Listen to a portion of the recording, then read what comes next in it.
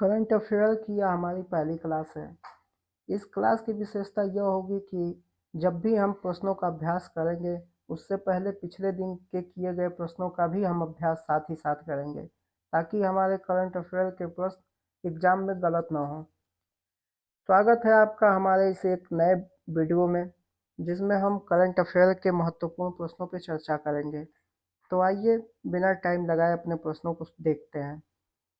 पहला प्रश्न है, राष्ट्रीय खेल दिवस 2024 कब मनाया गया? 27 अगस्त को, 28 अगस्त को, 29 अगस्त को या 26 अगस्त को? तो राष्ट्रीय खेल दिवस 2024 29 अगस्त को मनाया गया। राष्ट्रीय खेल दिवस प्रत्येक वर्ष 29 अगस्त को मनाया जाता है।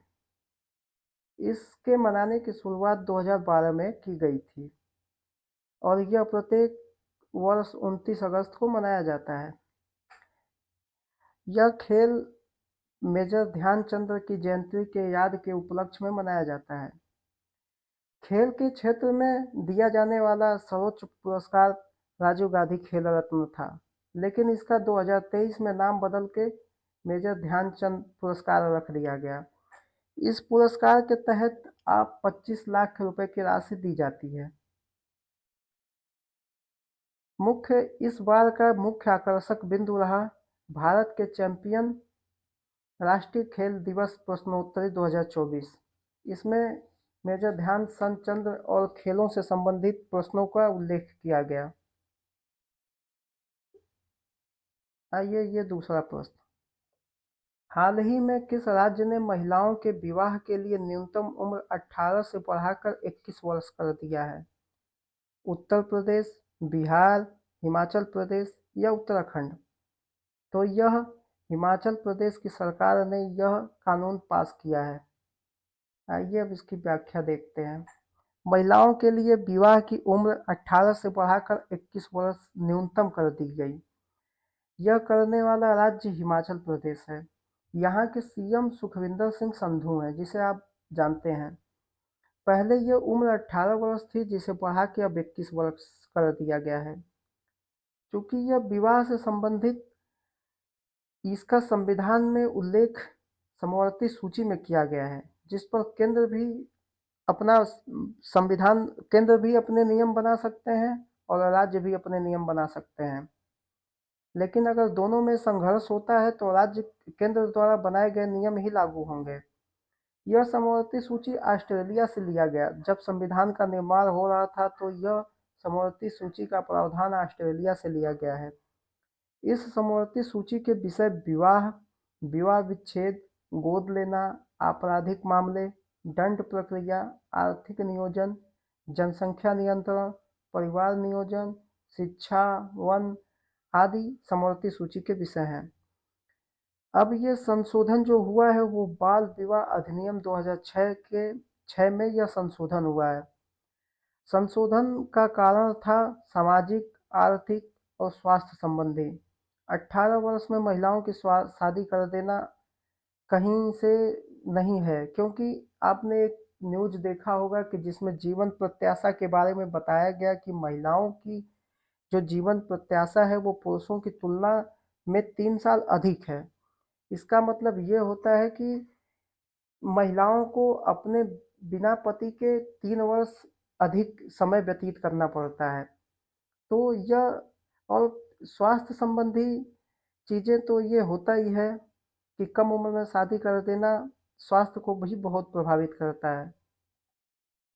अगला प्रश्न, राष्ट्रीय औद्योगिक गलियारा विकास कार्यक्रम में कितनी नई परियोजनाओं का के तहत यहाँ पे क्या है के तहत स्मार्ट शहर को शामिल किया गया है?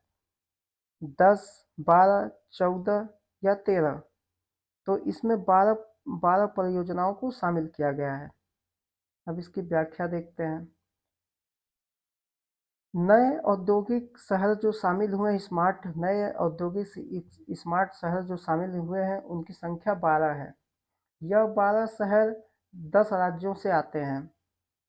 NICDP, जिसे विस्तार में राष्ट्रीय औद्योगिक गलियारा विकास कार्यक्रम कहते हैं, इसमें अब तक कुल 44 परियोजनाओं का शिलान्यास हो चुका है। यानी 40 परियोजनाओं का क्रियान्वयन अभी हो रहा है। अब ये जो 12 नई परियोजनाएं 10 राज्यों से इसमें और जोड़ी गई हैं, वो कहाँ से हैं और कितनी हैं? तो 2 परियोजना आंध्र प्रदेश से है, एक ओरवाकल से, एक कोपरथी से। 2 परियोजनाएं उत्तर प्रदेश से हैं, एक आगरा से, एक प्रयागराज से। एक परियोजना उत्तराखंड खुरपिया से है।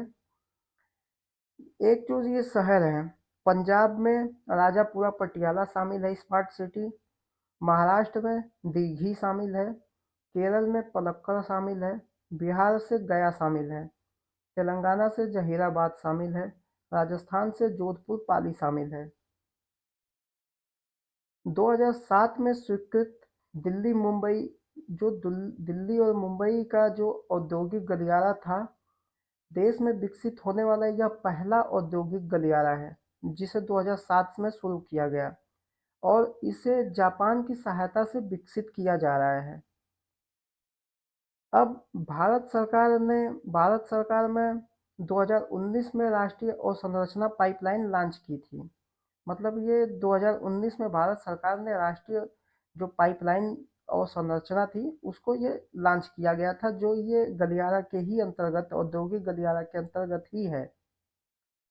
आइए अगले प्रश्न को देखते हैं। ये सबसे महत्वपूर्ण प्रश्न आज की हमारी श्रृंखला का यही हो सकता है।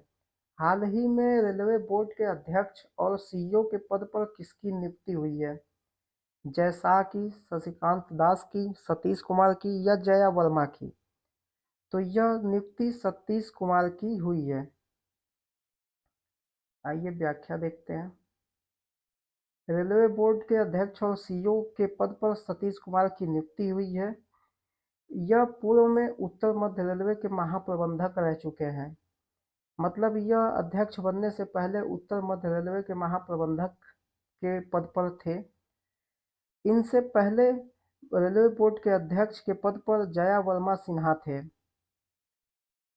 अब इसमें मुख्य बात जाननी यह है कि यह पहले दलित अध्यक्ष हैं। मतलब अब तक जितने अध्यक्ष हुए हैं उसमें यह अभी तक ये दलित वर्ग से आने वाले पहले अध्यक्ष हैं। आइए अपना अगला प्रश्न देखते हैं। ईरान सरकार द्वारा नियुक्त की गई पहली सरकारी महिला प्रवक्ता कौन है? क्योंकि आपको पता है कि ईरान में रूढ़िवादिता बहुत ज़्यादा है, महिलाओं को प्राथमिकता नहीं दी जाती है। यदि वहाँ पे सरकारी महिला को प्रवक्ता बनाया गया है, सरकारी प्रवक्ता बनाया गया है महिला को, तो यह भी एक महत्वपूर्ण घटना हो सकती है। तो कौन है ये जानते हैं। यासीन रहसी, फतेह मोहजरानी, इलियास वजामेह या इनमें से कोई नहीं? तो ये फतेह मोहजरानी है। आइए अब इनके बारे में जानते हैं। अब ईरान की पहली जो महिला प्रवक्ता, सरकारी प्रवक्ता नियुक्त हुई हैं, उनका नाम फतेह मोहजरानी है। ईरान की राजधानी तेहरान है और ईरान के अभी मौजूदा राष्ट्रपति मसूद पेजेशकियन हैं। आइए अब अगले प्रश्न पे चलते हैं। SAAF मतलब साफ U20 चैंपियनशिप का विजेता कौन बना? यह एक खेल है, प्रतियोगिता है, जिसको साफ U20 कहते हैं।